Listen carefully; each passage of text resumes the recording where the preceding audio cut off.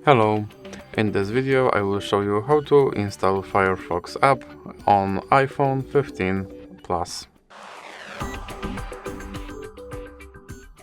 So you should start with opening App Store and now click on search bar and type in Firefox. And now click on Firefox and click here to install.